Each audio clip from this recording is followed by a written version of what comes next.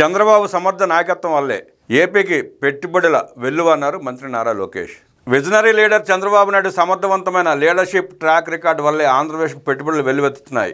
అటువంటి నమ్మకమైన నాయకత్వం వల్లే అతి తక్కువ సమయంలోనే గ్లోబల్ పెట్టుబడులను ఆకర్షించగలిగామని మంత్రి నారా లోకేష్ అన్నారు. ఆంధ్రప్రదేశ్ ప్రభుత్వం విశాఖపట్నంలో నవంబర్ 14-15 తేదీల్లో ప్రతిష్టాత్మకంగా నిర్వహించనున్న సిఐఏ పార్ట్నర్షిప్ సమ్మిట్ను విజయవంతం చేయాలని కోరుతూ మంత్రి నారా లోకేష్ దేశంలోని ప్రధాన పెట్టుబడిదారులతో ముంబై తాజ్ ప్యాలెస్ హోటల్లో రోడ్ షో నిర్వహించారు. ఈ సందర్భంగా మంత్రి లోకేష్ మాట్లాడుతూ ఉమ్మడి రాష్ట్రంలో చంద్రబాబు వరుసగా 2 సార్లు సీఎంగా పనిచేసినప్పుడు సైబరాబాద్ నిర్మించారు.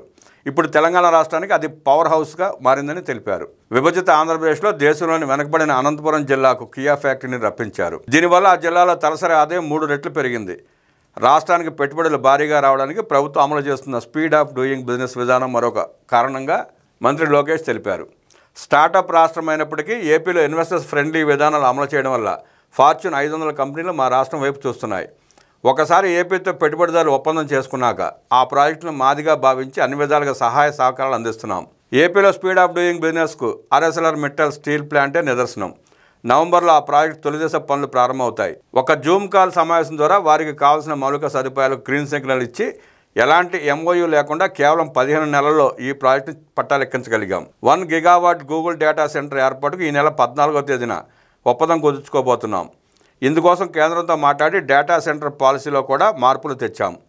సీఎం చంద్రబాబు చొరవతో విశాఖపట్నానికి శక్తివంతమైన సీ ల్యాండ్ కేబుల్స్ వస్తున్నాయి. ఇవి ముంబై కంటే రెట్టింపు సామర్థ్యం కలిగి ఉంటాయి. యువతకు ఉద్యోగాలు కల్పించేందుకు టీసీఎస్, కాగ్నిజెంట్ వంటి సంస్థలకు 99 పైసలకే ఎకరా చొప్పున భూములు కేటాయించాం. ఇది మా పెట్టుబడుల వ్యూహంలో భాగం కూడా. గత 17 నెలల్లో సమర్థవంతమైన పనితీరు వల్ల విద్యుత్ ఛార్జీలను యూనిట్కు 13 పైసలు తగ్గించగలిగామని మంత్రి లోకేష్ తెలిపారు.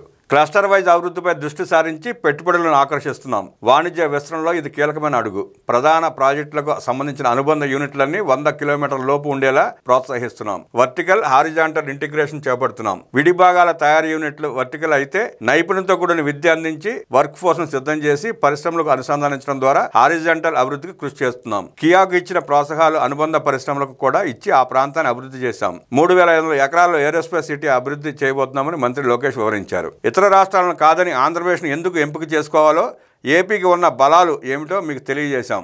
నవంబర్లో విశాఖపట్నంలో నిర్వహించే భాగస్వామ్య సదస్సుకు హాజరై ఏపీలో పెట్టుబడులపై పూర్తిస్థాయి సమాచారాన్ని తెలుసుకోవచ్చు. బెంగళూరు, గోవా కలగలిసిన నగరమే విశాఖపట్నం. అక్కడ అరకు వ్యాలీ లాంటి అందమైన ప్రదేశాలు ఉన్నాయి. భారతదేశంలో వ్యూహాత్మక పెట్టుబడులకు కేంద్రంగా మారిన విశాఖ మహానగరం $3 ట్రిలియన్ ఆర్థిక వ్యవస్థ ఆవిర్భవించబోతోంది. దేశంలో పొడవైన తీర ప్రాంతం కూడా మాకున్న అనుకూలతలో ఒకటి. విభిన్న రంగాల్లో పెట్టుబడులు రప్పించేందుకు కృషి చేస్తున్నాం.